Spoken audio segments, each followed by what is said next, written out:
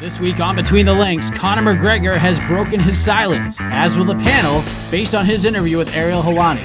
Will Conor return in 2019? And if so, who will he fight? We take a look back on Saturday night's Bellator 225 card and look ahead to UFC Shenzhen coming up on Saturday. All that and much more coming up tonight on Between the Links.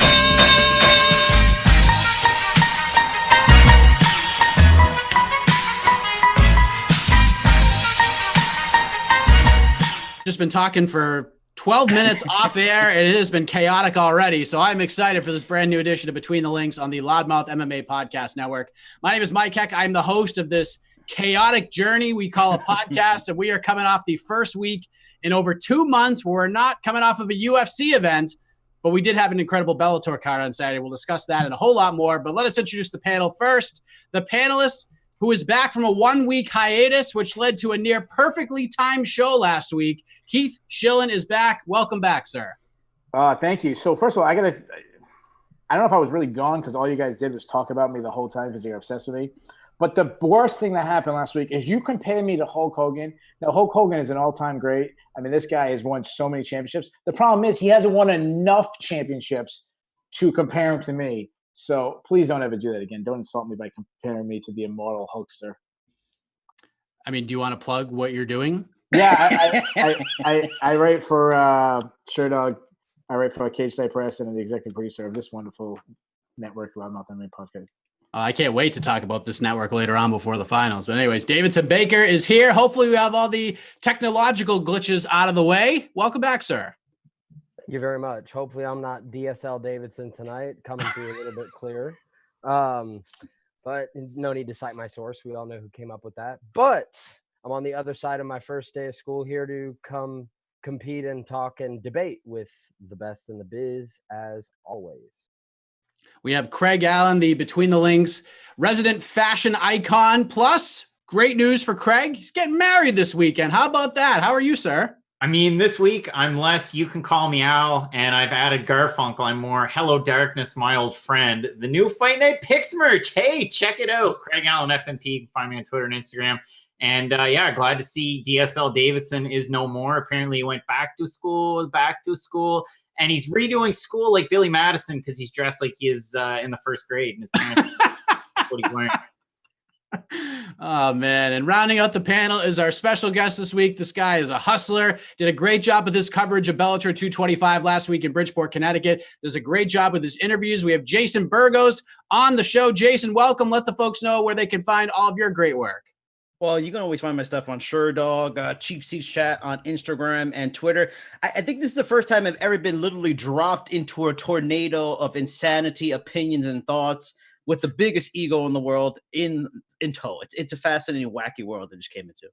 You sure did, and we're going to get off to the races here. Now, listen, for a full list of rules, I'm not going to tell you them. Head to the archives. Look for the first 4 or 5 episodes if you're new to the program. Otherwise, you already know what's going on. The rebuttal rule is in effect as always. So here we go. Let us start with the biggest story last week. Conor McGregor broke his silence in an interview with Ariel Helwani on ESPN, of course, a little less than 2 weeks ago. I'm sure you've all seen this. Video emerged via TMZ Sports of the former lightweight and featherweight champion punching an older gentleman at an Irish pub.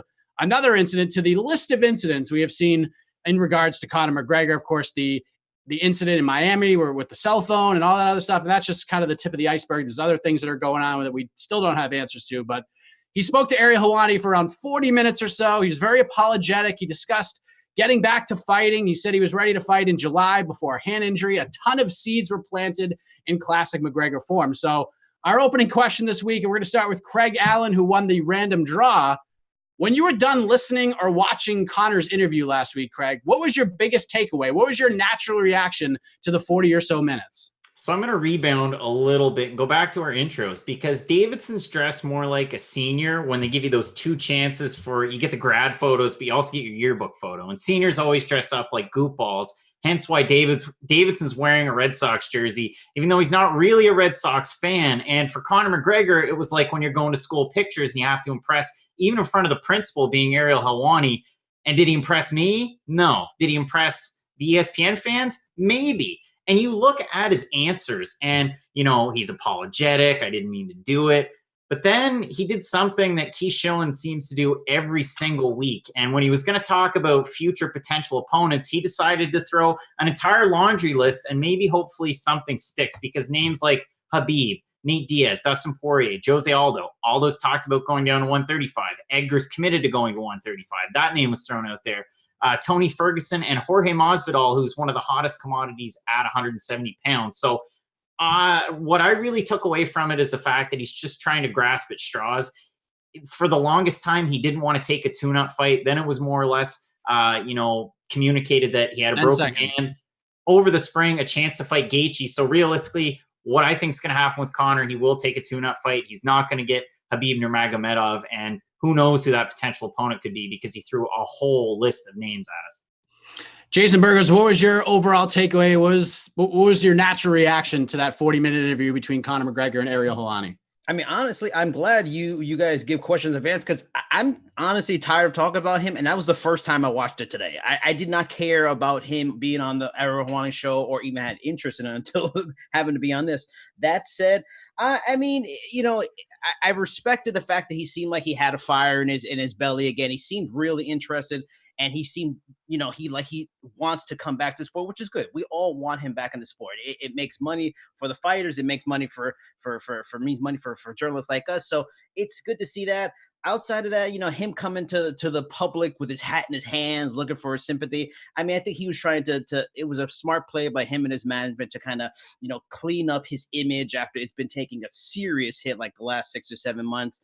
I mean, it wasn't too much revelations. There wasn't revelations that came out of it. Yeah, we got some opponents. It was nice to hear that he almost came back July until a hand. Gaethje was a possibility. That would have been a great fight. Outside of that, I'm just tired of talking about him. It's like he's joined the Diaz brothers zone of pointless news and no fight. Now that Nate's actually fight, he's taken Nate's spot with Nick. I'm just happy to see. Hopefully he'll be back, but otherwise I could honestly care less. Keith Vesuvius Schillen, it's been a week of lava just building up inside of you. What did you think of Conor's interview? What was your biggest takeaway? I mean, I got two takeaways. They kind of coincide. I think he understands that he needs fighting. I think that's kind of coming to it. He acknowledged that the fame kind of got to him, that it's been ruining his life, that it got to his head. I mean, we've seen this with other athletes in other sports. I mean, some that come to my mind, Ryan Lochte, Johnny Manziel, Lamar Odom. I mean, even Tiger Woods, I mean, arguably the greatest golfer ever. The fame kind of got to himself. And then when you look at all the incidents, the Dolly incident, jumping in the cage at Bellator, the accusations of a sexual assault, breaking the guy's phone, and now punching an old man at a bar, you can see that he thinks he's above the law, that rules don't have any hold over him, and that he doesn't have to follow them. And now he's seeing that his actions turn people away from that. One of the most popular guys in the history of sport, the most popular guy with the biggest fan base, is having fans saying, turn away. Guys like Jason, who covers this, saying they don't want to talk about him, they're sick of him. It wasn't that long ago where he was saying the only fight he wanted was Habib. That's it. He deserved a rematch. And now when people get sick of you, 10 seconds. Oh man, I need to take it. And he's saying that he's willing to take Nate Diaz, Anthony Pettis, Gaethje, Uriah Faber, all these guys. He shows that he needs fighting to get back his life on track. Davidson Baker, you and your funny hat, what do you think? First of all, shame on Craig Allen for saying I'm not a Red Sox fan. If you can spell Nomar Garciaparra before you're out of diapers, you're a Red Sox fan, buddy. But my biggest takeaway would honestly be that I don't really have a takeaway because I don't know what to believe. I'm certain that the gentlemen gathered around this round table have heard and seen all of the regressions and all of the sympathy that Conor had. However, the still shots in the courtrooms, the GIFs portraying the crashing of the Dolly, Bellator aired commercials of him scaling the cage like he was escaping from Fox River. I mean, this guy has been in and out of the news for all of the bad reasons. So therefore, I don't know exactly if it's a PR thing, if any PR is good PR, or, give him a platform to where he can, there's no way that he can make himself look worse. So I don't really know. And all those images are constant reminders of Conor's indiscretions. And what it all ultimately brings me to is most people will forget it all ever happened if he just gets back in the cage and fights. And whether or not he was 10 genuinely seconds. or posing behind a phony and fake apology for the PR benefit, because I don't know if he was, most will forget a lot of this ever happened once his next fight is signed, sealed, and delivered. And I think at some point soon that will be the case.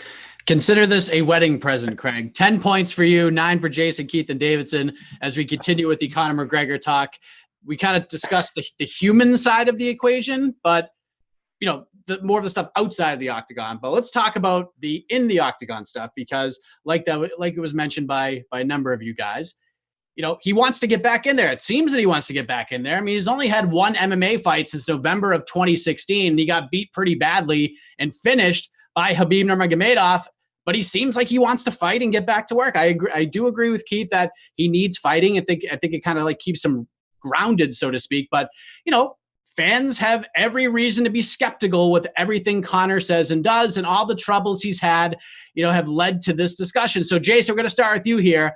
Will Conor McGregor fight in 2019? And if so, what matchup makes the most sense for you and MMA fans around the world?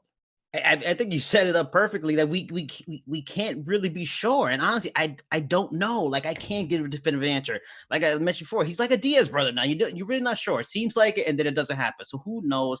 I mean, but if it were possible that he comes back this year, I was looking it up earlier. I mean, a 236 in 244 in a couple of months it seems possible. It's the New York card. Gaston Matilda is on the card now. There isn't a definitive main event. 245 in December 14th. Only have Nunes and Dave Randami on it. That seems possible. Could he be the guy that main events over a title fight?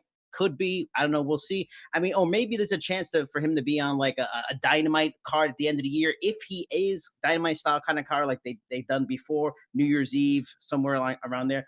But if there is an opponent, Tony Ferguson is the only one that makes sense to me. If he's not getting a title fight, and he shouldn't, I'm tired of the talk about Khabib.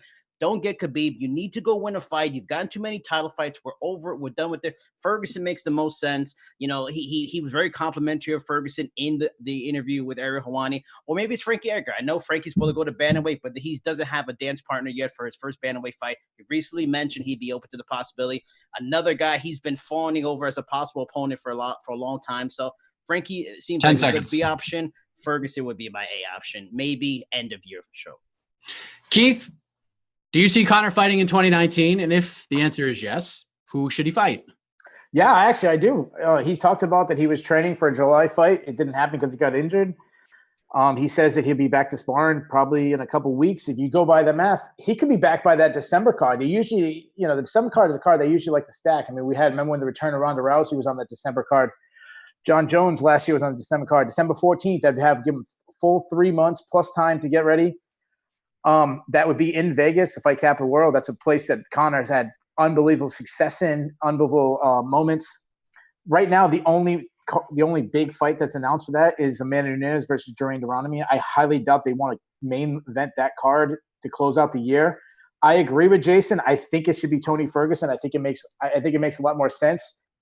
He's a tough fight because he has a high pace and insane toughness. But it's also, I feel like it's actually a good, strong stylistic matchup because Tony Ferguson always gets rocked. He's very hittable. And even though he has a wrestling record, he never uses it. But I'm going to one-up it. Not only am I going to do that, I'm going to say who should be also on the card with Conor McGregor. The rest of the card, Greg Hardy versus the return of Travis Brown. Anthony Smith versus Alexander Rakic. Tyron Woodley versus Leon Edwards. Jeff Neal versus Shane Burgos versus Josh Emmett. Cody Sahagan versus Petr Yan. Frankie Edgar should be on the card, not against Conor. I mean, he lost 2 of the last 3. That's kind of silly.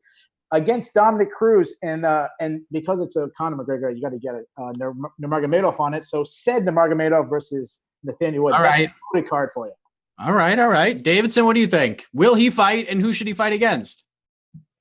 I would think so, and it would have to be Vegas, you would assume. If there's a state commission out there that will ban someone from fighting if they have chapped lips, you'd have to imagine they frown on breaking bus windows with dollies in terms of being allowed to fight in the state again. It has to be Vegas if Conor is going to come back and fight again this year. And honestly, in my opinion, while Diaz has been making the most sense for Conor for a long time, when you flip the tables, Conor doesn't really necessarily make the most sense for Diaz right now. And that's really something that you could say for the first time in a while. And it's almost as if that fight being Conor and Diaz, the trilogy, is just a get out of jail free card if getting out of jail were the equivalent to selling less than 2 million pay-per-view buys. But literally, it's a cash grab on standby. The only problem is all of the momentum is headed towards Nate and Masvidal, which leaves Conor empty-handed. And with everyone at lightweight kind of booked up right now, the only logical place to look, and hopefully and praying that the MMA gods do make Tony and Khabib happen at some point, let's get Conor in there with the winner of Cowboy Cerrone and Justin Gaethje, UFC 245 in Vegas. That would be what I would do. And honestly, that's what I'm predicting. Craig Allen, your thoughts on this? I mean, Davidson's, hypothesis is the fact that the winner doesn't have any serious or significant injuries, which, there's a very good possibility. And the Vancouver crowd is definitely going to be treated to a great card there. But I have to agree with Jason. Go back a bit. I think Tony Ferguson makes the most amount of sense. Realistically, I'm not going to start sounding like Michael Stipe and REM singing "It's the End of the World" because that's what Keith did. Shane Burgos, na na na na na na.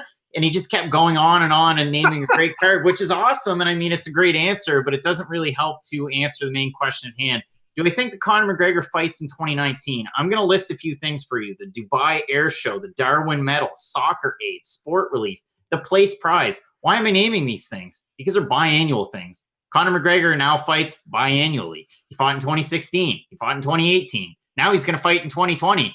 And realistically, the card in November in New York doesn't make a lot of sense. If you go to December, it could be kind of fun because, you've got Amanda Nunes and Jermaine Durandamy, but typically they like to have pay-per-views in those main events of pay-per-view cards. 10 seconds. I don't think that McGregor in a main event against Tony Ferguson, although it could be for an interim belt, makes a lot of sense there. I think it's going to be a 2020 play. You wait until he's all the way healed up, and he's got all these legal troubles behind him.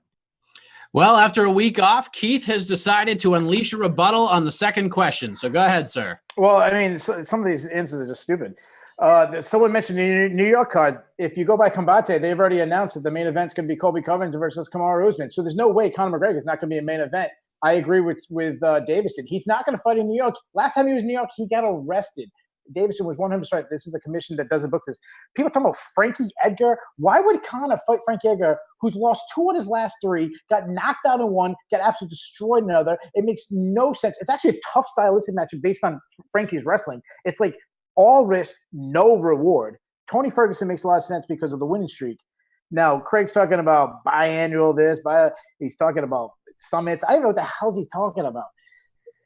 I don't even know how to rebuttal because like he has this trendy inside jokes thing that only John Franklin understands. Listen, Craig, I understand you're thinking about your marriage and everything, but you sucked at this answer. The reason why I was naming the whole card is because I was actually saying if you went through the guys' name, I'm talking about guys that you can make offer. You said that they wouldn't put Conor because they want to have a main event, a title fight. It's Conor McGregor. When he fought Nate Diaz twice, it was 2 times he fought non-title fights at main event. You don't bench the biggest star in the sport for Jermaine Durandamy and Amanda Nunes, and that's silly. All right, Craig Allen, you would also like to rebuttal, so go ahead. Keith, stay on the line. Let's go back to your answer. So, you named Tony Ferguson. You said that was going to be a good matchup. That was your first answer. Then you went on to explain how Frankie Edgar also would be a good matchup. Did you not? Am I totally mistaken? No, I did not. I said it was a terrible. I said why would he take that fight? It makes no sense. If you're gonna rebuttal, you probably should listen to what I said. No, I said it would make no sense for him. Tony Ferguson makes the most sense. And then you have the fact that a fight with Frankie Edgar doesn't make a lot of sense. A guy who said that he wants to go to 135. So boom, we've got one of us out here. Then we go into what you're saying as far as title fights. You said that twice is 2 times, which you're right there. You made a great point. I mean, it was redundant. It's something that Davidson would normally say, but it came out of your mouth and you've been well rested. So I'm glad that you said something like that. But I think that 2019 just doesn't make a lot of sense for him right now. You got to kind of let the chips fall as they may. You got to see what happens with Khabib and Dustin Poirier. We have to see what happens with Cerrone and Gaethje. And then from there, we can build a case as to who Conor needs to fight. But I see that being an early 2020 type of fight, an ordeal that we have to worry about, less a 2019. You can have Nunes. You can have maybe a John Jones in a main event on that 245 card. And I will agree with you. 244 makes absolutely no sense for Conor McGregor. just too many issues for him in New York. So I will agree with you there. And I will agree that Tony Ferguson makes a lot of sense. But I use my rebuttal to basically say that, yeah, Jason Burgos, what are you doing with that first answer, man? Wow. Jason, was that a rebuttal you typed in there? Or is that just you commenting that there were two rebuttals? Well, I just wanted the rebuttal to the Frankie Edgar one because I brought up that idea. And I get Keith's point about that doesn't make sense. This is MMA. MMA booking never makes sense. And if it's about money, come on, bro. You know, if it was Frankie and Conor in Boston or New York, you would watch it. And Conor's talking about it. Frankie's talking about it. They got name value. It's already going to happen. MMA booking doesn't have to make sense if it makes money. And that fight will make money. Which fight of Conor's doesn't make money?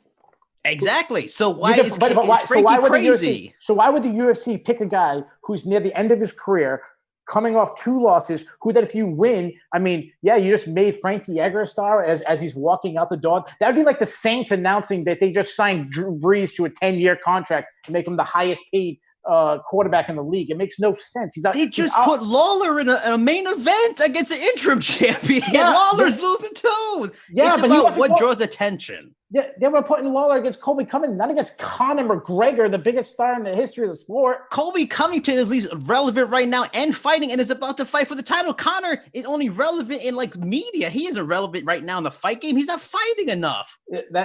You are so far off on this. It's not even funny. Conor is the most relevant fighter in the history of the sport. If Colby Covington in this moment, come on.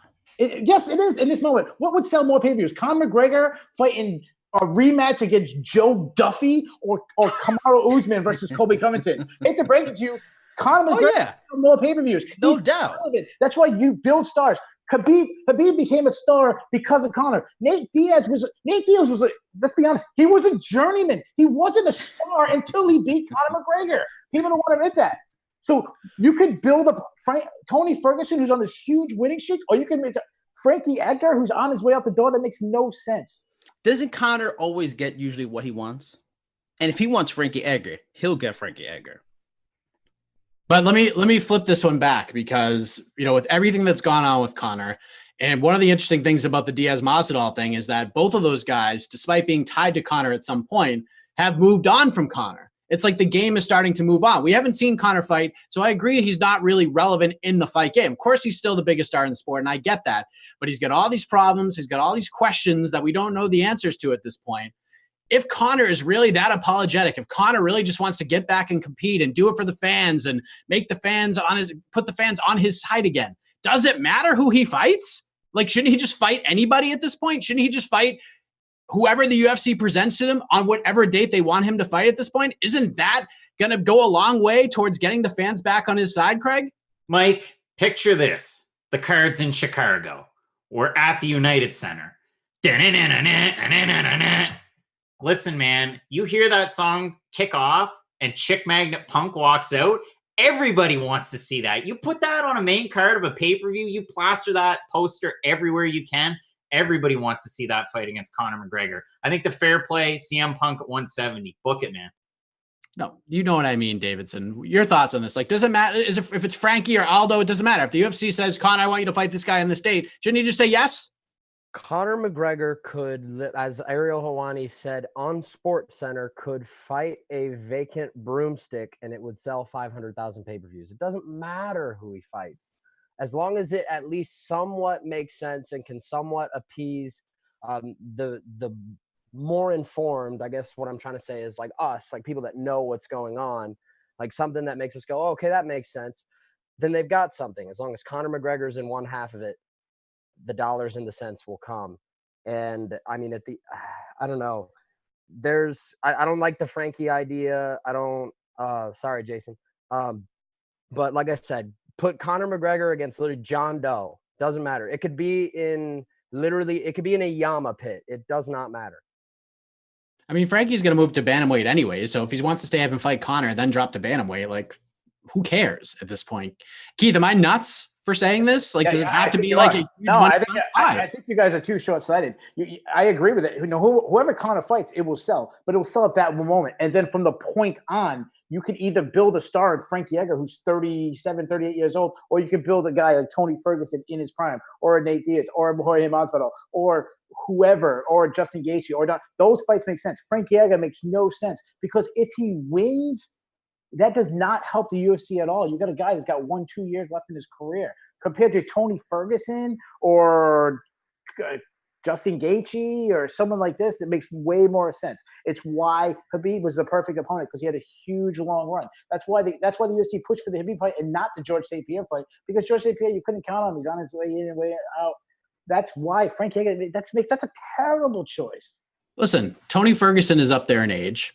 We don't know how long he has. He's had some devastating injuries. Justin Gaethje has already said, like, once he fights out his contract, he's probably walking away. So what's the difference? Do we put him up against a Brian Ortega? Do we put him up against a guy like that? I mean, lightweight's very loaded right now. I get that. But does it have to be a Tony Ferguson? Can't just be I think that you want to build a star at this point? I think Brian Ortega makes way more sense than Frankie Edgar. One, he beat Frankie Edgar. Two, he's way younger. I mean, Frankie Edgar, to me, it's like if you give me a handful of guys that make no sense, Frankie Edgar would be top of my list.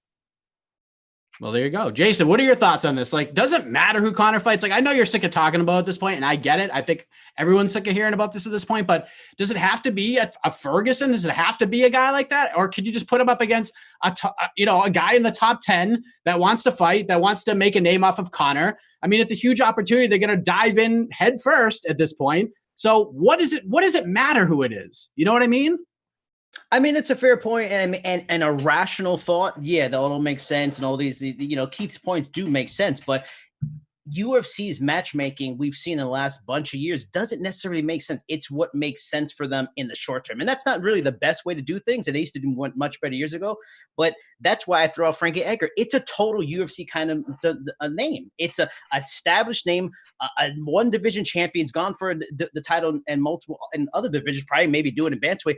We all love Tony Ferguson. Tony Ferguson's a fucking animal. He's amazing.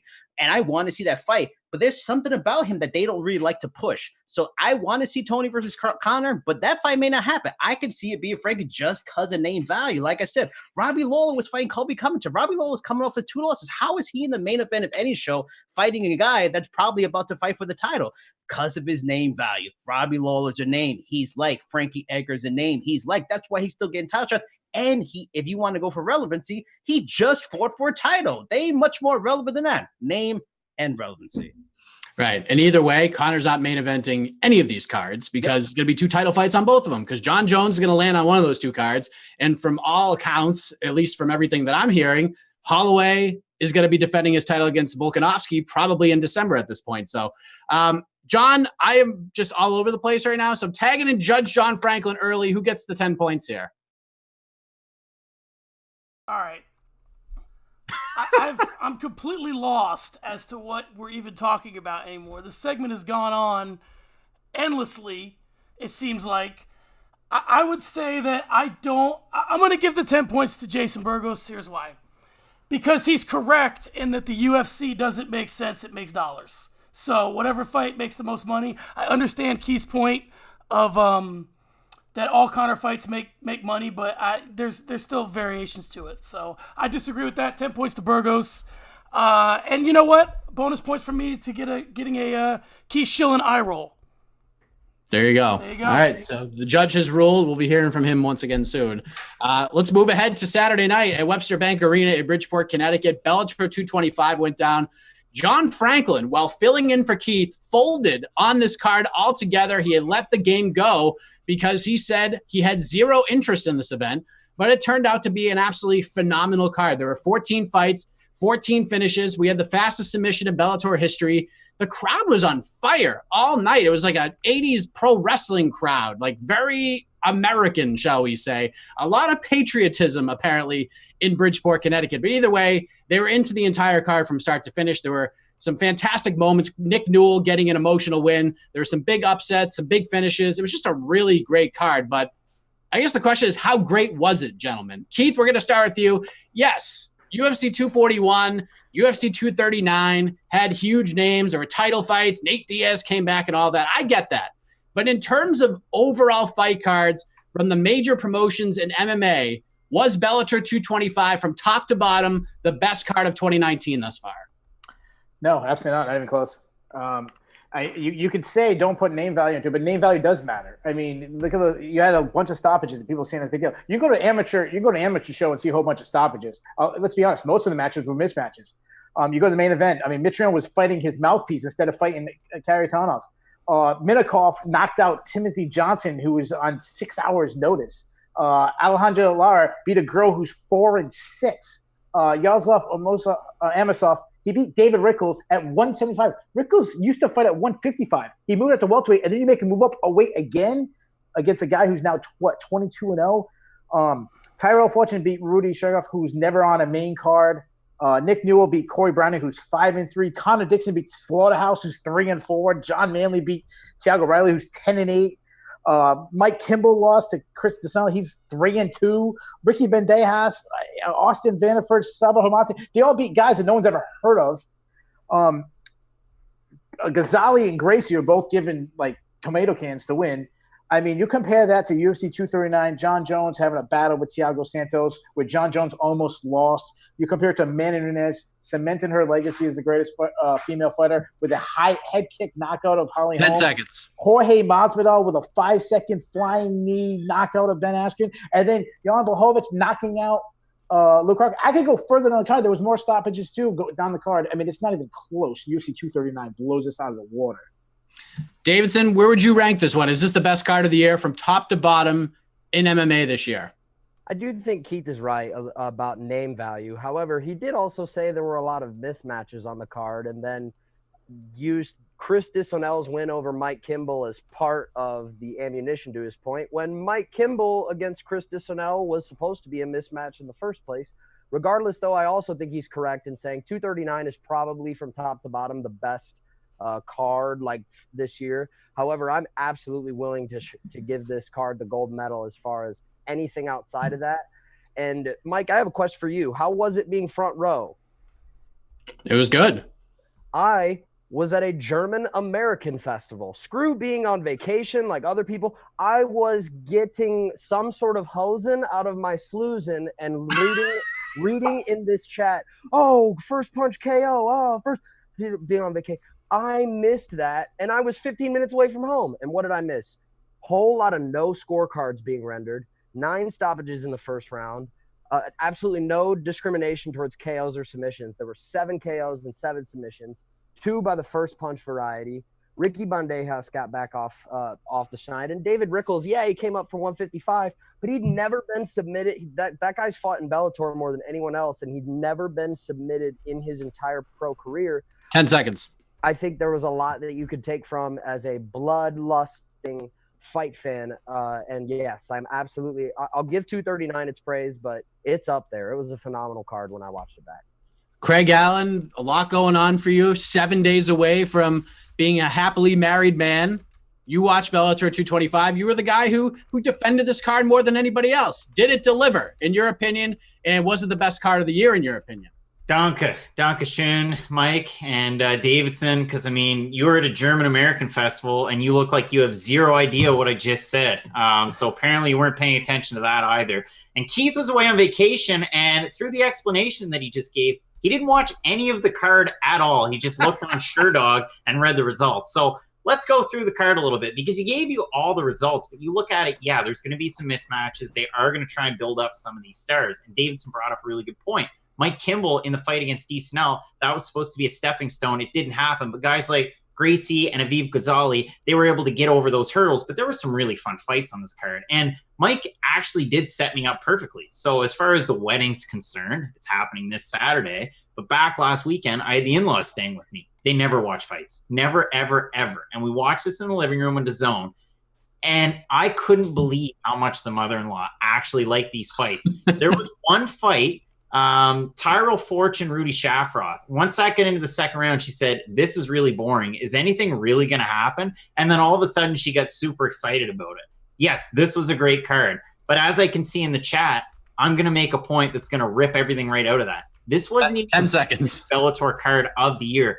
Bellator 214 did better numbers than this with Fedor and Ryan Bader as far as any metrics concerned on Google Trends and online. The biggest card this year was UFC 239. Jason, you were there. Was this the best card of the year in MMA? I mean, as much as an enjoyable thing it is to disagree with Keith, I'm going to have to get on the Keith agreement train. I mean, it wasn't on a technical fight level. Sure, you can't ask for much more than every freaking fight being a finish. I mean, who can't love that? But I actually have to disagree with you on the crowd, and that's always a big thing for me. The crowd, the energy, being there. I thought, no disrespect, Bridgeport, you seem like a nice town. That crowd sucked. Like the building was only like half full. After Newell fought, a bunch more left. Like they were just the energy. You would think there would be there's that should have been a card that you always remember because the energy, everybody's excited, everybody, all these knockouts, and it was just kind of like a dull excitement. And there was a bunch of morons too. I mean, but yeah, good card, really exciting. It got to showcase a lot of good things for the future of Bellator. But for me personally, and it's just me being, my personal picks. I love 236 in April. Two amazing main events at Adesanya Gastelum and Poirier and Holloway. Something like those stick out to me for memorable title fights that will epic, will go down in history. I like those two, and then also honestly partial to one championship, a new era. Felt that was a really good card. Entertaining, a lot of good fights, and it kind of established them as a brand that needs to be remembered and known in the sport. But no, Bellator 225 best card of the year, pretty good. Maybe top 5 best card of the year. No way. Can I jump in for 1 second? I got to call out Craig and Davison. Listen, both these guys. Listen, this season's bets. I gotta congratulate Jason for actually taking a stand, other than Craig and Davison, by saying no, it's not. It wasn't the answer the question no, but then saying how great the card it was. It's like that's not what the question was. The question wasn't was the card good? Was the card great? It was it the best of the year? So that's why you make it seem like I said it wasn't a good card. It was a great. It just wasn't the best card of the year. Now. Craig's talking about his mother-in-law and all this. Wait a minute. Wait, whoa, Keith. This is not a rebuttal. Although you may get a chance because Davidson Baker. Well, Craig called me out by name, so I do get the rebuttal, don't I? He's called me out by name. If you call someone out by name, you get the rebuttal. Call everybody out by name on all your answers. By that logic, that's the rules. Let's phone in Marilyn because she deserves a chance here. I mean, let's get the mother-in-law on the phone. She would probably give a better answer than Frankie Edgar should be Conor McGregor's next opponent. I mean, in all fairness, listen, your mother-in-law might have loved the card, but I spoke to your mom, who's my date to your wedding, and she hated it. She knew it was mismatches. She doesn't want to see Gracie's going against Oscar Vera's brought in just to lose to Gracie's. I mean, he's probably going to be Renzo Gracie's return opponent next. And Bellator is going to put it on the main card. It seemed like it's special. Listen, Jason, congratulations for taking a stand. I'm like, these two guys are trying to what does Mike think it's great or not? I'm going to play both sides and try to get hit points either way. Take a stand, guys. Jason, you did a great job, but also Frankie Edgar was a bad pick. A compliment with a slap, right? I appreciate it. It's a compliment sandwich, like in the business world. Hey, you look nice. That report sucked. You got here on time. Good job. Davidson wants to rebuttal, and I'm buckling my seatbelt right now. What do you got, man? I'll even rebuttal a little bit towards one factoid I said myself when agreeing with Keith. About the name value side of things. Did we all forget what the question was? I feel like most of us kind of answered the question in gears towards, was it the most memorable card of the year? Was it the most name-worthy card of the year? And the question was it the best card of the year? And at the end of the day, like I said, 14 finishes. You could see the excitement and just absolute bloodlust on Jay halftime NFL insider Glazer's face when he just had to blurt out at the end that there was not one time Michael C. Williams had to be like, ladies and gentlemen, the judges rendered the score. Not one time. That's worth something. I don't even know if UFC 239 is the best UFC card of the year. UFC Rochester was phenomenal. In terms of the best card of the year and most memorable card of the year, those are two different arguments. And in terms of the best card of the year, I absolutely think this one has its case. So now you switched your answer because a minute ago the answer was no. A minute ago you said no was the answer. Now you switched it to yes. I mean, I don't even know if I de facto said no. I said it's definitely up there, and I didn't, Oh my Lord! mention anything about. You're flopping around like Mitrione's mouthpiece. You're all over the place, Davison. I mean, seriously, take a side. Listen, because you want stoppages. Listen, if we put you against Francis Ngannou, he's going to knock you out cold. Does that make it exciting because it was a mismatch, guys that shouldn't be fighting each other? I mean, give me a break. No, what's exciting is not hearing Michael C. Williams say 130-27 on the entire night. Oh, so Conor McGregor versus Nate Diaz 2 wasn't an exciting fight. That's not a great fight at all. Forrest Griffin, Stephan Bonnar is not a good fight because it went to decision. That's completely. That's pretty much your argument. If there's a stoppage, it's exciting. If it goes decision, it's not. I don't think I said that. Well, you just said, I don't want to go to decisions. Well, there's a lot of fights that are great decisions. I did. All right. Nice. Okay, I get it. But at the end of this, because I was torn a little bit there. There were some good answers all around, and I understand where everybody's coming from. Name value was to be taken out of this question as it was read. So I was torn here between Davidson and Keith. Like I was teeter-tottering, but since Keith is habitually breaking the rules like crazy, I'm going to give the 10 points to Davidson here. That's what I'm going to do. And he's got a hat on, and I think he just needs the point more than anybody else at this point. But we're gonna move on to the last question before we say goodbye to one of our competitors. No more Bellator talk, Keith, so you're all set. The UFC is back this Saturday, nice and early for us here in the United States. A little coffee, a bagel, some fights as the organization heads to beautiful Shenzhen, China on ESPN+. There is a title fight headlining this event. Jessica Andrade will take on Weili Zhang in Andrade's first defense of the UFC Women's Strawweight title. Now, we all know and understand why this was the fight to make for this card. We all know the UFC just built the Performance Institute in China. They want to make a big splash in China. It all makes sense from a business perspective, putting Weili Zhang in this fight. I totally get it. So, with that being said, in the grand scheme of the organization, with pay-per-view draws and ratings and fans, etc., all that stuff being put in play here, what is the best case scenario for the UFC? Andrade winning or Weili Zhang leaving the octagon on Saturday with the title, and why Davidson Baker? I honestly don't think it's close. And I think Dana honestly has been overshooting the whole, you've heard him say, and like you've had little clips of him being like, oh, well, China never having a world champion, and Brazil loves having world champions. Guess what? Brazil likes having number one contenders too. And they got one at 135, and or maybe not 135, but they've got one in almost every single division. You know who outside of Weili Zhang is in best place to make a run? How about Song Yadong at number 13? Great fighter, but he's more than one win away from getting close to the title. I don't even think it's close. I think the UFC definitely, while not making it public or like even going as far as crossing their fingers, would really enjoy Weili Zhang to become the first Chinese champion the UFC has ever seen. And I think it's obvious why. You know, like you said, they build the new Performance Institute. They do have up-and-coming fighter. I know Song Kanan, who is coming off a loss at 170. They're still trying to groom him a little bit. I was surprised a little bit that they didn't get Yadong on this card, even on a quick turnaround. You got Li Jingliang trying to break into the top 15 against Capoeira. They're trying to like curate Chinese talent, whereas in Brazil, it's literally popping out of the pores of the country. So, I mean, last I checked, Brazil has had champions. It's been there. It's been in title fights. It's been 10 in big seconds. positions. This is a new territory for China, and I think the UFC is trying to put that stamp on that market. I agree with everything you said from a business perspective, but you know, Craig, like we talked about, and I do, like I said, I agree with Davidson in that aspect. You know, we have pay-per-views to worry about. We have ratings to worry about. We have all these things to put into play outside of just the business it can do in China. So with that being said, is the best case scenario for the UFC for Weili Zhang to win the title or for Andrade to retain the title? Yeah, I mean, Conor McGregor, I think he's going to fight in 2020.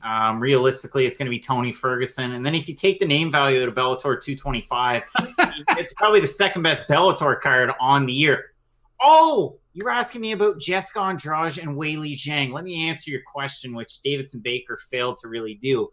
Realistically, you look at it name value-wise between those two fighters, and if you go on Google Trends, Jessica Andrade way outmeasures Weili Zhang, who's coming from the most populated country in the entire world. And it's great that we're making strides and hosting cards in mainland China. We have the Performance Institute. Everything there is fine and dandy. But realistically, it's a blip on the radar for the UFC. So if Jessica Andrade wins, that's probably the best bet for them. That's the best thing that can happen.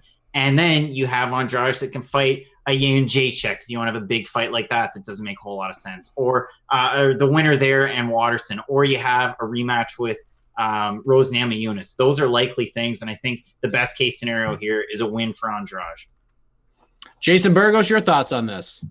I mean, I'm hoping I don't go into like a redundancy with other answers. I think a lot of the answers would be similar. It's on a business level, yeah. On a fight level, on a divisional level, Andrade is the more interesting star, the more exciting fighter. But it's they want Zhang to win, and Davidson kind of already marked off a lot of the reasons why the institute they have it there. I'm going to throw, instead of just a money thing, I'm going to say a competition level. They want her to win.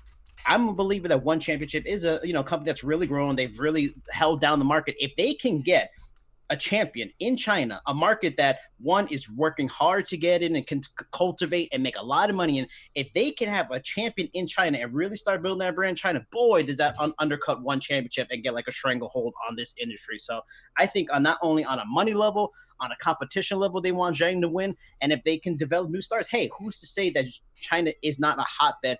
It could be the next Brazil, the next Dagestan of MMA talent. And maybe that helps to build it. I think on a whole lot of levels, they want Zhang to win. And maybe she will. On a fight level, of course, you want Andrade to retain. And you want all the fights that could come from it. Keith, you're up. Well, I can't even believe Craig's answer saying that Jessica Andrade would be the better win for the UFC. I mean, this is a girl who just coming off a brutal knockout. She slammed a big highlight in her next fight. And he's saying she's so popular on Google Trends. Her next fight is the main event of Fight Night at 6 a.m. I mean, give me a break. Yeah, the UFC really banking on Jessica Andrade. They're literally, this girl's has skipped the entire line. She doesn't deserve this fight. She beat what? Who'd she beat? Tecia Torres or somebody to get this title fight? She skipped the whole line. They go into her country. They put a UFC champion fighting. The card starts at 3 a.m. I mean, give me a break. That they want Wei Li to win. I mean, listen, 19 times a Brazilian has been crowned champion. Not a single time has a Chinese fighter been crowned champion. There's 209 million people in Brazil. There's 1.38 billion people in China. If you can get into that market, I mean, are you kidding me? You're talking about trends and you're trying to compare Brazil to freaking China? Like, give me a break. And listen, I'm just gonna rebuttal. I don't even know what the hell Davis was talking. He was just naming Chinese players. He didn't even answer the question. So listen, if my rebuttal to Davison by naming Chinese, I was naming Brazilian champions. Junior Dos Santos, Shogun, Anderson Silva, Jose Aldo, Amanda Nunes, Fabricio Verdun, Vitor Belfort, Shogun, Murla Bustamante, RDA, Henan Barral. I don't even know what – he was just naming fighters just to name it. It was absolutely ridiculous. 10 seconds. But Jason is absolutely right. The biggest competition for the UFC right now is One Championship. And if Zhang actually pulls off the upset, she actually becomes the biggest star in Asian MMA. And that star is now not in One Championship, but it actually is in the UFC. And it opens up a huge world for them. It's Zhang. It's not. This Craig should be thrown off the show just for that terrible answer. All right, here's the deal. This doesn't happen often on the show, but Keith was down in the scorecards, and that answer was freaking phenomenal. So we're going 4 to the final question of regulation. 2 people are going down after this one. Nicely done, Keith. I give you credit for that one. The reasoning of the question, like, obviously, considering the market they're trying to go into, yeah, it's great for Wei Li Zhang to win, but are we just going to book Wei Li Zhang on cards in China for every title defense if she does win? Like, that was more or less where the question was going here, because that's where she's going to be the draw, and that's where she makes the impact. You know what I mean? But we'll see. We got it. If Namajunas continues her career, great. If Joanna Jędrzejczyk beats Michelle Watterson on October 12th, yeah, there's something there too. But still, if that's just where I was coming from. Obviously, the business thing means the business thing. But we have a 4-way tie heading into the final question. Let's continue on this card on Saturday, because we just talked about the main event. Outside of the main event, this is a hardcore fans kind of card. It's not a casual fan kind of card. No casual fans waking up at 3 o'clock in the morning to watch this card. Let's be honest. So with that being said, and Davidson had named a couple of these, there are a lot of interesting matchups on this card. Some exciting names are on this card, and there's always storylines. You can find them in every single card, and those listening right now know that I love a good storyline more than most. So my question is, outside of the title fight, what is the fight, the fighter, the storyline to watch this weekend at UFC Shenzhen? Craig Allen. Listen, it'd be great if Wei Li Zhang wins. Apparently that was the answer to the last question. And this is what Davidson would do. He'd answer totally different questions. If I look at the card, realistically, if you're not going to go with the main event, you're going to go with co-main event. I mean, it's one of those people's co-main events. Elizeu Zaleski dos Santos and Li Jingliang, a Chinese star, a Brazilian star in the making. That's the fight that you would pick.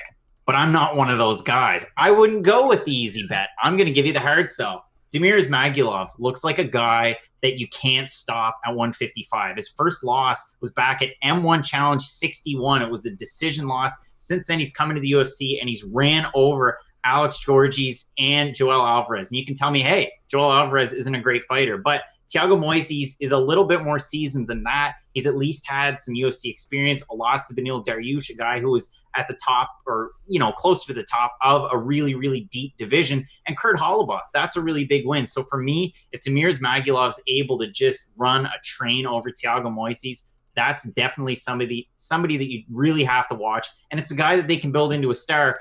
Oh, wait, and he's also from a really big market in Russia that they've really been pushing as well. So it's a star that you can market. It's a guy that definitely has that type of potential and a style that, while he wrestles heavy, it is fan-friendly.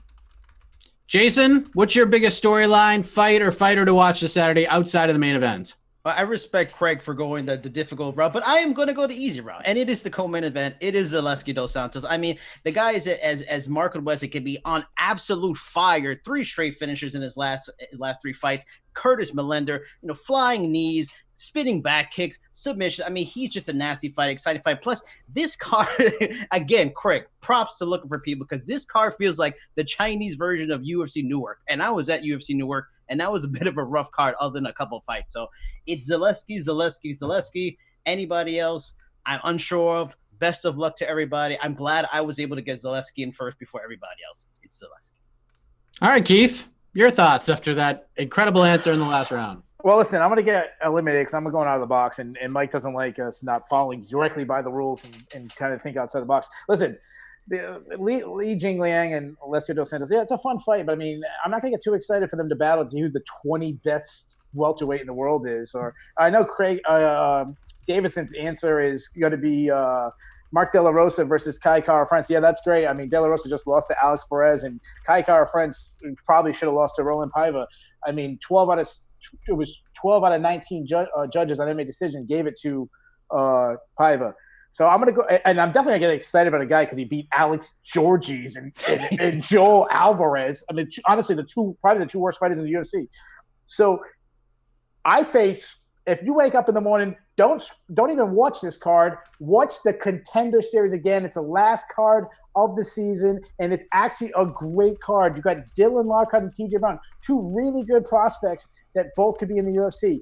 You have 2 KO artists and Ben Soley versus Dustin Johnson. Someone's definitely getting knocked out, which will make Davidson happy. You got Kalen Hill, who might be the most exciting knockout artist in MMA. He's unbelievable, spinning back to the line. But my favorite prospect of the entire season, Dusko Torovic.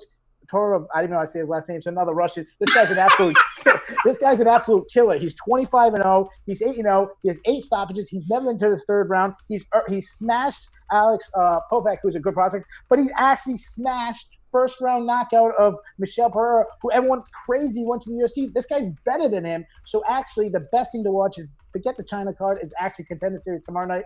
And I know I'm getting eliminated, so I want to thank you guys all. Have a good night. Listen, the Frankie Edgar giving points, John, I just want to congratulate you on making the worst decision until by giving Jason the most points for Frankie Edgar. It's the worst decision until Craig's fiance says yes.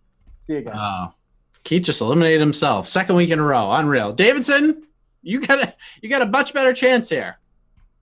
Well, yeah, seeing that we're now 1 less person in the room, I didn't see that coming. And now that pretty much every single fight that doesn't include 2 debuting fighters going against each other has already been mentioned.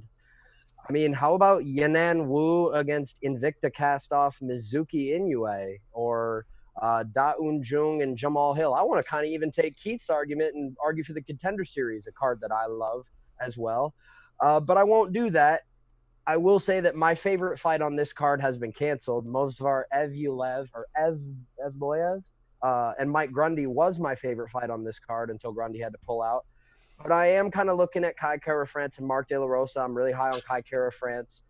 in the flyweight division. I think another couple of wins gets him a big fight. And obviously the violence weight championship of the world in that co-main event slot looks very appeasing with Eliseo Zaleski dos Santos and Li Jingliang. I mean, what do you? I don't really know what you want me to do here. I mean, everybody has kind of said everything. How about the main event? The main event is my end. Says in the question not to pick the main event, man. Read the question. Man, all right, Song Kanan versus 24-11 Derek Crane. You happy, Craig? This brings me great joy.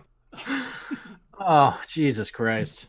All right, so Keith's already eliminated himself. Davidson, we're going to say goodbye to you, my man. You did a good job. The last question kind of sucked. It was just a random draw. I think you going last on that one really kind of effed you up there. So any parting words for the folks? Any well wishes for Craig on his marital journey he's about to take?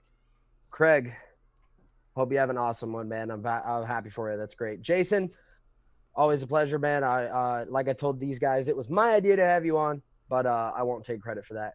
And for those that like fantasy football, follow me to my podcast. I'm headed that way. See you later. All right, Davidson Baker.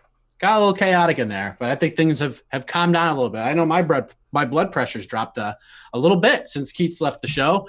So we have Craig versus Jason in the finals. But before we get there, this is your weekly reminder to subscribe to the Loudmouth MMA Podcast Network because it's just full of surprises. Like maybe you'll get a Sunday morning cornerman on a Sunday. Maybe you'll get an episode of the Not Safe for Work MMA podcast. Perhaps a new show will debut like last week, such as the Early Stoppage podcast with John Franklin and Craig Allen. It was a good listen, but there will definitely, as far as I know, be a breakdown show with Max Friedman and Marcel Dorff previewing that event, UFC Shenzhen, on Saturday. What gifts will the Loudmouth MMA Podcast Network bestow upon you?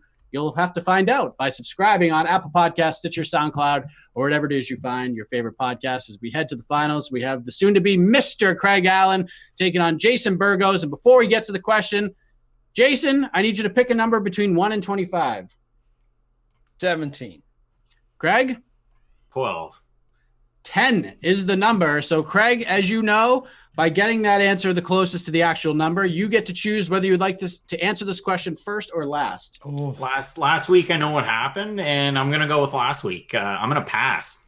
He's going to pass it on. It's like the price is right now. Jason Burgos, you will be first. And I was torn on where to go with this question, and I decided to go with the one that I feel in my heart the most, because I like to go with what I'm thinking about. I like to go with conversation I've been having with other people. And this in particular has been something that I've been talking about with a number of different people for a while now.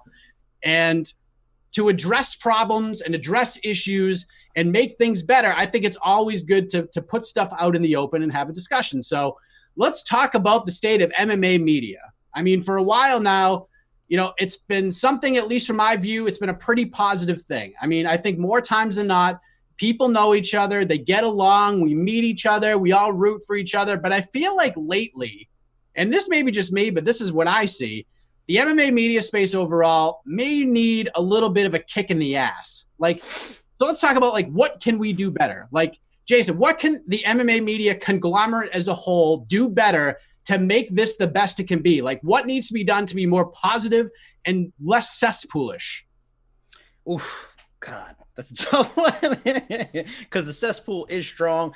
And I guess the only, and we've talked about it on the podcast I do with the Sherdog, just digging deep into stories, digging deep into, doing what we can do best is be like media at its best. What, the legendary sources like the New York Times, Washington Post, London Times, what they do and dig deep into the issues and inform the public as best as possible. So that means, getting on the bad side of the UFC, getting on the bad side for one championship. A guy like Michael Fidel from the Bylock MMA, he does a great and the Bloody Elbow has done it for a long time, spotlighting deeper investigations. MMA's got it covered in terms of, giving all kinds of multimedia. We give the video, we give the audio, we give the articles, we give the interviews, we do everything in MMA media. The only thing we lack is that inside, deep down, in-depth stuff. We don't have enough of it. We can use a lot more of it. I can even blame myself, and I should do more of it because it's really the stuff that stands out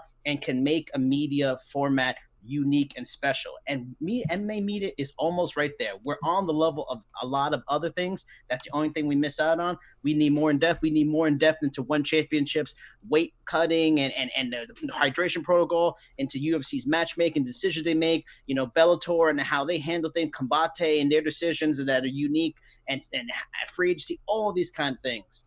Because the fighters and the promotions are fairly open. We just need to dig deep and explain and inform the public on a special level. Craig Allen, what do you think? Like, what can the MMA media world as a whole do better to make this the best space that it can possibly be? Because there are good people out there, and at times, even good people can say negative things and do negative things and look for things that aren't there. Like, what can we do to just be better and just enjoy going on Twitter a little bit more and checking out each other's work? I mean, you kind of set me up perfectly. And I will say, as a preface to this, it's hard to give a wrong answer. I mean, there's all sorts of different areas where MMA media in general, social media in general could improve. I read an article today on CBC about civility online. That's one of the big things. And MMA media, it's kind of funny because typically MMA on social media, it's a very negative place to be. Like, Mike, you used the perfect word, a cesspool. You see that a lot. And you see a lot of negative comments thrown out there, people tagging fighters after they lose. But we saw this past weekend in the NFL that they took it to a whole nother level, because you had journalists calling out a player for retiring early, he should have stayed in the game longer for future earnings, this and that. You don't see that as much in MMA. And I kind of have a different take on it as well, as far as the whole sphere is concerned, because I came into this with a small little podcast a year ago. And then I met up with a good pal who many regarded as a guy who brought a little bit of grit and sandpaper to the sphere. And I was able to learn a lot of things and meet a lot of people. And in that journey, I met a lot of great people. Some people haven't been as nice, coming into it this late. But realistically, you look into it, and that depth, and Jason brought up a really good point there, depth needs to be instituted. You need to have more tough questions. You see it at some of the pressers. You had, and Mike, you might be able to toss the name out there, but the lady from Sweden, was it not, who asked the tough questions at the presser with John Jones? And we saw almost, maybe not an outrage, but we saw two different camps on social media. A lot of people for it and a few people against it. We need to have more tough questions. Those are the opportunities that we can ask those questions, and we hardly ever see them asked. So going further, more depth, and just more civility on social media. It's already a more or less positive place. I've been able to gain a lot from it. I just think for people that are looking to move into the sphere, and some people that are already there, we just need to get along, man. We're all doing the same thing. I agree with both of you guys. And at this point, this is where I like to sit back and relax, because it's time to judge John Franklin. We're ruling. What do you got, Judge John? Okay, well, I'm glad that you brought music. I'm impressed by that. You did a little prep work, which normally you don't, but I'm impressed by that. I'm kidding. Listen, far be it for me to say something bad to you and have these two guys lecture me about civility within the MMA media. I can't do that. No, I'm kidding. Guys, seriously, I've done some things with regards to the MMA media that I'm not proud of. I could have done better in certain areas. So I know exactly where you guys are coming from. I think that a lot of it is a little bit born out of laziness. The things that Jason is saying that we should do, and some of the things Craig's saying we should do are not easy, right? What happens sometimes is you get like me. I'm a perfect example. I used to be a hell of a writer when I was at Combat Press, and I discovered podcasting and fell in love with them, and I realized it's a lot easier to podcast than just to write. But so there's a little bit of that in it too. I would say to cut through all the BS real quick and come up with a verdict, I'm going to give it to Jason Burgos, because Craig and I have a new podcast and I can't seem biased. But I think that Craig and Jason made a lot of the same points, and Jason just made them first. So I really was impressed with Jason this week. I've been impressed with his work for a while. I think he's one of, quote unquote, the good ones. I think all of us are. We have a lot of fun on here. But behind the scenes, what people don't see, I wouldn't be doing a show with Craig Allen. I wouldn't be doing a show with Keith Schillen. I wouldn't be doing a show with Mike Heck if I didn't respect the hell out of these guys. So I think that we are very good at complimenting one another. Maybe not as great at doing it publicly as we could.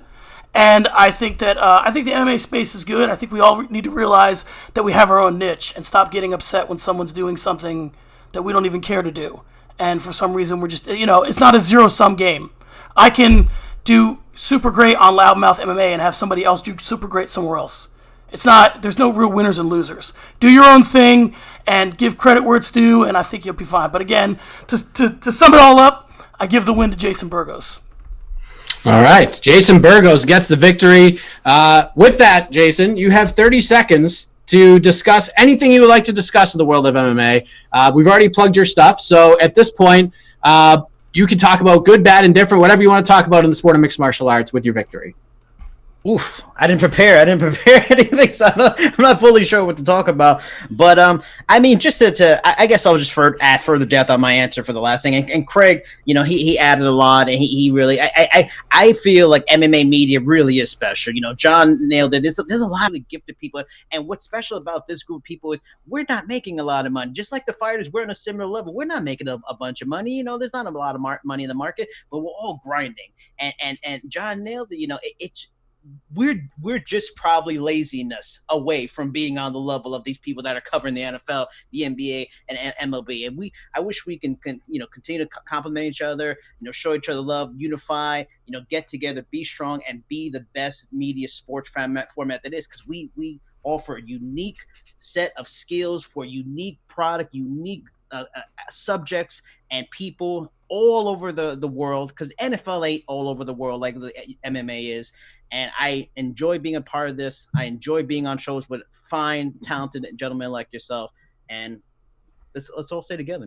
Love each other. Show that Kyle Steele absolutely hates, but I don't care. Mike, let me jump in for one more second. And I don't want to get on a soapbox here, but it's true. And I'm dead serious with this. So, when I first started in MMA media, there were certain things that I thought needed to happen, right? And some of them I was a little bit ahead of the curve, like you and I have talked about, and I just didn't have the platform to make them work. I came up with this idea for a show called The Scrum. It's on YouTube about 5 years ago. I thought it was cool, and nobody knew who the hell I was, so it didn't matter. One of the things that I thought would have been cool was there's a Basketball Writers Association of America, and the first thing I thought of was we should have MMA Writers Association of America vote on things. My plan for it was that there would be a website, and all the best work from the whole space went on this one website. And we were like, okay, this is the best of all of MMA media. And we'd vote on it, and whatever. Well, the MMA-JA kind of did that, right? They came along, and I feel like they were formed just to make sure that they were the ones that formed it. Yes. And that it happened at the time, and that they were a part of it, and they didn't have to, have anybody else control whether or not they were part of it. And this is not to call them out necessarily, but it is a little bit. Call them out. Which is to say, let's do it, Jason. Which is to say this: if you guys are going to exist for a reason. And the reason why people do not take on the UFC and write some of the pieces like the guys at Bloody Elbow, and props to them, man, they got the balls to do it. The reason why a lot of those pieces don't get written is because no one feels like anyone has their back. And things get written, they get a lot of clicks, and it's like, I'm not going to go after the UFC and lose access for my site or myself because they don't like what I wrote. And we know the UFC will do that. And now the people who would take the UFC to task back in the day was ESPN. Well, now they're a partner with the UFC. So it's not quite the same. So all I would say is, while we have this platform and the show that everybody likes, I'm going to go ahead and make it official. MMA-JA, do your job. You exist for a reason. You are you're a union, basically, in a way, and you need to exist that way. You need to follow the rules yourselves that you wrote, and you need to get the back of some of these young writers. And the other reason why I want to do that website is because guys that are not well known need to get a way to be seen. And that was, kind of, it was my own Trojan horse as a way in when I wasn't seen. So that's in full disclosure. But listen, MHAA, you guys all have done a lot of great things for the sport. As writers, this is your chance to really leave your mark. You guys are all very successful. You can all stand up for young writers and guys that don't have the standing that you do and still not lose your gigs. This is the time to do it. Can I add something to a brilliant point? Because there is a lot of powerful people in the MAJA that form that thing, that have the might to really bring up other talent and bring up all other sites. Because in the end, if every site's doing well, everybody's doing well. And the fact that they have their power and their pull, and they can accept the thanks, and they can accept, oh, I love your work, and I really appreciate being a fan of you at the event. But when it comes time to really help bring up this medium of MMA, of journalism, they're non-existent. Honestly, I was proud to be a part of the MMAJ, and it just feels like it was a money grab at this point, and that's a damn shame. because they have the power, and there's a lot of big names. The elite names are in there. They can help everybody out by bringing everybody, sharing their work, focusing on them, doing on the site, pushing the work, and they don't. And that's one thing holding us about. As much as fighters need a union, writers need an actual union that's strong, supporting them and pushing this work. Yeah, we got a lot of work to do. We've come a long way. Like, the space has come a long way. Like, we're seeing some really talented people. Like, I don't know. Like, look at a guy like James Lynch. Like, James Lynch has been a guy that I have been, singing his praises since I got into the space like almost 5 years ago. Like, finally, it's nice to see one of the nicest guys I have ever met get a gig, have it pay off. I mean, that kid just killed himself for so long, and now he's made it happen. Like, and I couldn't be happier for that guy. But I know for a fact that there are media members out there that aren't happy for him, that like think that they should be there over him. And to that I say, take a look in the mirror, because nobody works as hard as that guy, in my opinion. So, and I'll say that, I mean, that's just the way that I think it. I think we all just need to be supportive of each other. Like, I look forward to cover these events so I can go and like hang out with you guys, work our asses off, and at the end, like, grab a beer with you guys at the end. Like, that's what I like to do. That's what I want the media space to be, not just, hang out with my buddies that I've known for a decade and then just go off on my merry way. Like, I want to, like, get to know everybody in the space and just, like, hang out with them. Like, I think we could do that outside of just covering events and, trying to outscoop each other and not share each other's work. Like, come on, man. We could do a lot better than that. And I thought, John, you made some great points, Jason, as well. So. And you know what, Mike, real quick, lastly, and I don't want this to go on forever. I just want to tell you one more thing. I think that some of this comes from, like, a lack of self-esteem. I get it, right?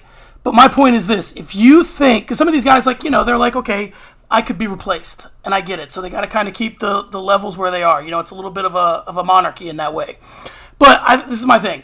If you think, and anybody who's a MMA person who's coming up or whatever, if you think you can do what Mike Heck does, please try. I guarantee you it's not that easy. If you think you can do what Jason Burgos does, or Craig Allen does, or what I do, or what Keith does, give it a shot. It ain't that easy. Not everybody just decides he wants to do a podcast with Craig Allen. Not everybody just decides, I'm going to do all these interviews, 12 interviews in a day. Not everybody just comes out of, like, nowhere and just crushes it on Sherdog. You don't just wake up and do that. So these guys, I think, who've really established these great careers, have a little more self-confidence in yourself, fellas. Nobody's just going to take your job. Go out there, put your ass on the line, and do what's right for the sport. But in fairness to them, it's young. Like Mike said, this is a young sport. These things take time. So I'll get off my soapbox, but I think that, it's time for these guys to take a stand.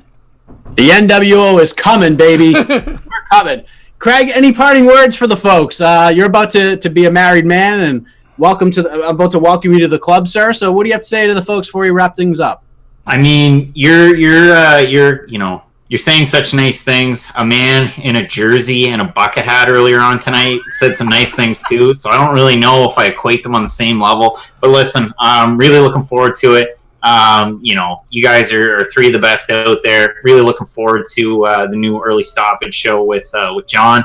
I think there's great things on the horizon there, but as well with some other media members that are also getting into maybe the podcast game. They're looking at doing more YouTube content, more articles. And I mean, what can I say? I said it from the start of the last question. I think we all need to come together and help each other out, and really looking forward to the future in the MMA media sphere. Wish you the best wedding ever, Craig. Thanks for coming on. We'll see you next week. And that's it. So this is a longer episode, obviously, because Keith was back on, and we expected that to happen. So thank you very much for Davidson, for John, for Jason. The other, where am I? I'm so just mind effed at this point after the show. So Jason, Craig, Davidson, Keith, and John. I am Mike Heck. We'll see you next week as we go back between the links. Enjoy the fight card super early on Saturday morning. All right, Craig, mazel.